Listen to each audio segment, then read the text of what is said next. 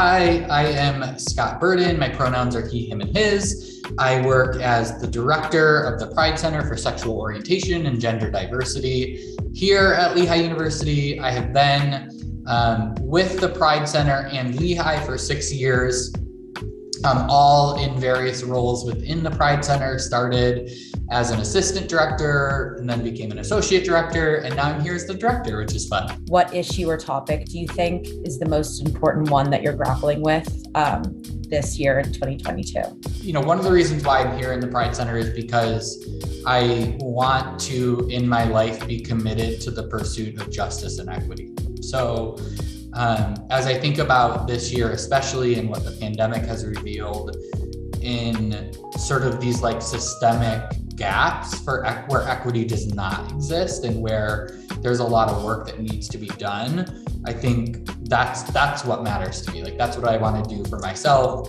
for my family, my future family. I want to live in a world where people are able to thrive.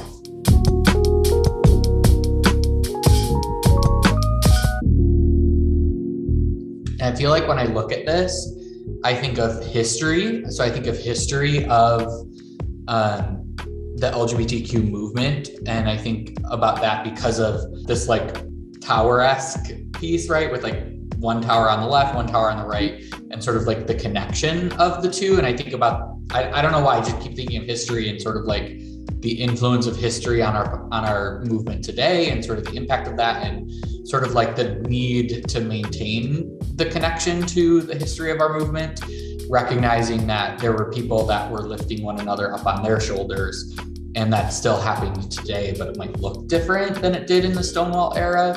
And sort of that thread is the connecting piece to those two eras. So I was thinking about that, and I also was just thinking about community care. That I don't know if I touched on community care at all, but the concept of community care for me moves beyond these ideas of self-focus in terms of self-care, and sort of how capitalism has taken hold of self-care as being optimize yourself, do all these things, go to yoga, do all this, which are good things, but should not be the only way that we think about care. And so this picture really speaks to me about what does it look like to care for others as well as ourselves.